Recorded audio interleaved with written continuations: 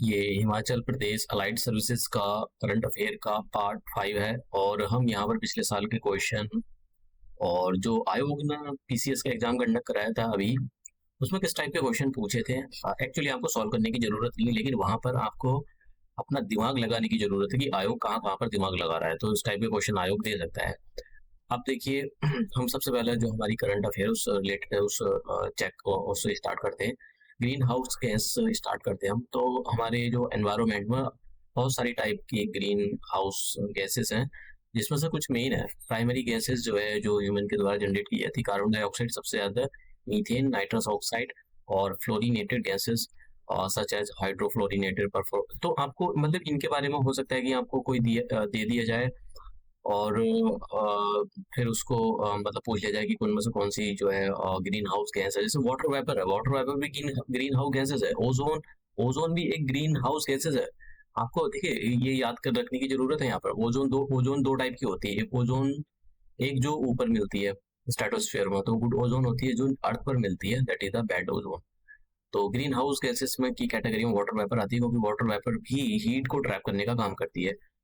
अगर हम बात करें कि तीन वर्ल्ड, जैसे चाइना हो गया, यूएसए हो गया और इंडिया, ये मिलकर 42% आप समझ रहे हो, तीनों देश मिलकर 42% एमिट करते हैं ग्रीन हाउस गैसेस का। तो काफी गैस ग्रीन हाउस गैस ये एमिट करते हैं।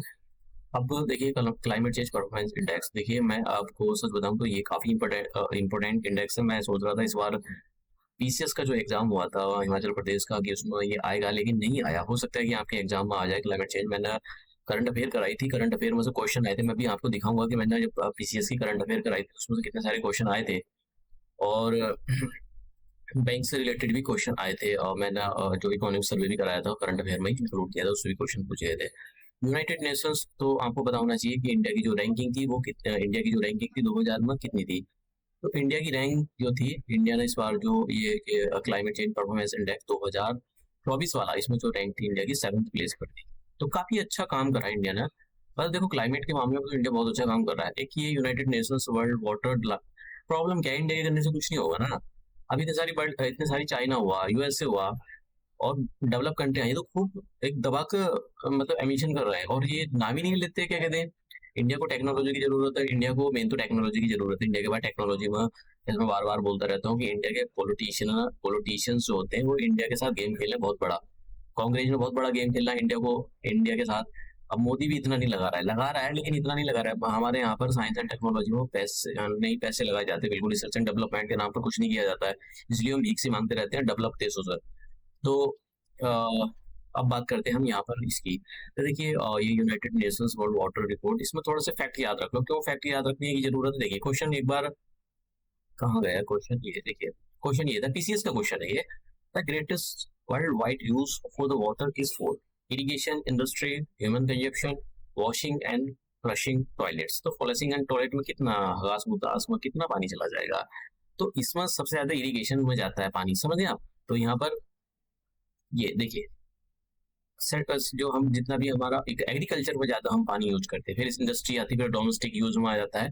तो ये हमको याद रखने की जरूरत है। देखो मतलब सच बताऊं तो पता नहीं कैसे क्वेश्चन बनाए आयोग, पता नहीं किस टाइप का क्वेश्चन बनाए, फ्रेम करे, लेकिन हाँ एक आइडिया तो हो जाता है कि भाई आयोग की जो नजर है कहाँ कहाँ पर जा रही है। जैसे देखिए सस्टेनेबल डेवलपमेंट में मैंने पढ़ाया था, ये जब मैं उसकी करंट अफेयर कर रहा था तो मैंने सस्टेनेबल डेवलपमेंट का करंट अफेयर पढ़ाया था। और देखिए क्वेश्चन यहाँ पर कहाँ गया, ये वाला ये आ गया यहाँ पर सस्टेनेबल डेवलपमेंट। ये 2023 का क्वेश्चन है, पीसी 2023 का नहीं, 2024 का पीसीएस का क्वेश्चन है ये, जो अभी exam Himachal Pradesh public service ने कंडक्ट कराया था ये। अब देखिए मैंने ये कराया था करंट अफेयर में। ये शायद पता नहीं शायद चौथे या 5वें नंबर की करंट अफेयर का लेक्चर था, तो इसमें मैंने ये कराया था। अब देखिए सीधा पूछा उसने, क्योंकि मुझको पता है कि ये जो सस्टेनेबल डेवलपमेंट गोल कोई सा पीसीएस होगा जिसमें ये ना पूछते हो, ये चाहे यूपी पीसीएस हो यूके पीसीएस हो, पूछते ही पूछते हैं। इवन तो ये जो यूपीएससी उसके एग्जाम अभी इनको पूछा जाता है, देखो इन पे रट्टा मार लो। मैं कहूँ आप कहोगे कि कैसे रट्टा मारे, भैया रट्टा मारना पड़ेगा इन पर। तो इसमें तो पता नहीं कब क्वेश्चन बन जाए। 17 सस्टेनेबल डेवलपमेंट है, 17 क्वेश्चन बन सकते हैं, आप समझ रहे हो। तो उसमें तो यहाँ पर चार, 1 2 3 4, दूसरा पूछा, 5वां पूछा, कोई सा भी पूछ सकता है। ऐसा नहीं कि भाई यही करके जाओ यही इंपॉर्टेंट है। इंपॉर्टेंट तो सारे 17 का 17 इंपॉर्टेंट है, आपको रट्टा मारना पड़ेगा इस पर। नो प्रॉपर्टी फर्स्ट पहले वाले गोल सस्टेनेबल डेवलपमेंट गोल। और हाँ एक और बात, इनको कब तक ऑब्टेन करना है, अगर मतलब इनको कब तक अचीव करना है। तो देखिए एक सेकेंड, इन इनको 2030 तक अचीव करना है। तो ये भी आपको पता होना चाहिए कि इनका जो टारगेट है वो 2030 तक है। वर्ल्ड वाटर डे कब मनाया जाता है? वर्ल्ड वाटर डे जो सेलिब्रेट किया जाता है हर 20 मार्च को सेलिब्रेट किया जाता है। इस बार की जो थीम थी leveraging water for the peace, तो ये आपको पता होना चाहिए, इसलिए मैंने रखा था कि भाई सस्टेनेबल डेवलपमेंट से रिलेटेड कुछ क्वेश्चन पूछ सकता है क्या, ये आयोग ने पूछा था यहाँ पर। अब देखिए इस पर, देखिए ये 2024 का क्वेश्चन है, ये 2024 का है, ये 2024 का है, ठीक है। अब ये देखिए मैंने यहाँ पर ये, अब मैंने नेशनल ह्यूमन राइट एंड मैंने नेशनल ह्यूमन राइट कमीशन के बारे में कराया था। अगर जिसको इसको बारे में पता था ना, इसमें क्वेश्चन ठीक कर दिया होगा वो। अब देखिए जरा, मैंने यहाँ पर ये कराया था, ये राइट्स के बारे में दे रखा, थोड़ी सी किसके थोड़ा सा उसका हिस्टोरिकल बैकग्राउंड दे रखा आपको, इसके आप स्किप कर सकते हो, पढ़ना हो तो पढ़ सकते हो। मैंने बताया था आपको, देखिए यहाँ पर कि ये जो United Nations human right declarations 1948 में उसको एक कमेटी बनाई थी एक यूनाइटेड नेशन ने, उसने ड्राफ्ट किया एक ह्यूमन राइट डिक्लेरेशन 1948 में। और फिर उसके कुछ अब भी मतलब कन्वेंशन बने हुए हैं, तो इंडिया ने भी साइन करके रखे हुए हैं, तो ये इतना इंपॉर्टेंट नहीं है। हाँ यहाँ पर देखिए एक ये वाला, देखिए हमारे यहाँ पर सबसे पहले नेशनल ह्यूमन राइट कमीशन बनाया गया। कब बनाया गया था? 12 अक्टूबर 1993, ठीक है, आप समझ गए। ऑन 12 अक्टूबर 1993 को बनाया गया था, और ये एक ऑर्डिनेंस के अंडर बनाया गया था। पहला एक ऑर्डिनेंस लाए, production of the human rights ordinance of 28 सितंबर, तो सितंबर के बाद अक्टूबर आता है, तो पहला ऑर्डिनेंस लाए 1993 में। फिर इसको, तो जब ऑर्डिनेंस लाए थे तो इसको मतलब स्टैट्यूटरी दर्जा नहीं था। फिर इसके बाद में क्या किया, वहाँ इंडिया की जो पार्लियामेंट है इसने एक ह्यूमन राइट एक्ट पास करा 1993। ये कब पास करा था? 8 जनवरी 1994 को पास करा था, तो इसके बारे में पता होना चाहिए। अब देखिए, अब यहाँ पर क्वेश्चन ये रहा, कहाँ गया, ये रहा, नेशनल ह्यूमन राइट कमीशन 2003। आप समझ गए, सीधा आंसर बी का 4, बी का 4, पहला वाला ऑप्शन, आप समझ गए। तो ये वाला ऑप्शन इसका ठीक है। अब जो नहीं करके गया होगा तो वो ऐसा तुक्केबाजी में कर रहा होगा, तो ये होना चाहिए, वो होना चाहिए। आपको पता है ना, मतलब कुछ चीजों के बारे में आपको पढ़ते पढ़ते बहुत चीजें समझ में आ जाती है कि भाई ये करना चाहिए, ये नहीं करना चाहिए। तो ये बहुत जरूरी होता है कि आपको चीजों को कम्प्रेहेंसिवली आप तैयार करो। अब बात करते हैं हम लोग, जब ये नेशनल ह्यूमन राइट कमीशन की बात हो रही है तो हम बात कर लेते हैं। देखिए इसके चेयरमैन और द मेंबर कौन अपॉइंट करता है? प्रेसिडेंट अपॉइंट करता है। ज्यादा डिटेल में जाने की जरूरत नहीं है, कि अभी आप सोच रहे हो कि भी ज्यादा डिटेल में जाने की जरूरत है, ये बाकी आप स्किप भी कर सकते हो, इसमें बस याद रखना है कि इसको प्रेसिडेंट अपॉइंट करता है। अब सबसे पहले जो ह्यूमन राइट कमीशन के चेयरमैन थे वो रंगानाथ मिश्रा थे।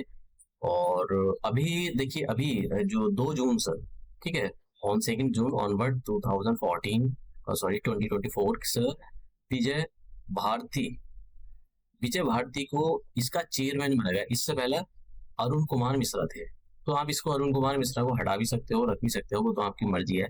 तो देखिए आयोग की निगाह कहाँ तक जाती है। इन्वायरमेंट आप यहाँ पर टॉपिक है, कभी आप सोच रहे हो कि भाई हमारे अलाइड सर्विसेज में ये इन्वायरमेंट टॉपिक नहीं है तो छोड़ देंगे, भाई ये छोड़ नहीं सकते हो आप। आयोग पर किस टाइप के, देखो इसलिए आयोग के पास वैरायटी ऑफ क्वेश्चन होते हैं। क्यों? क्योंकि बच्चे जो है छोड़ देते हैं, उसी को पढ़ के जाते हैं, उसके आगे पीछे लेफ्ट राइट करके नहीं जाते, भैया सब करके जाना पड़ेगा आपको। तो ये करंट अफेयर का हमारा जो पार्ट था, इसको हम यही समाप्त करते हैं और मिलते हैं नई करंट अफेयर में।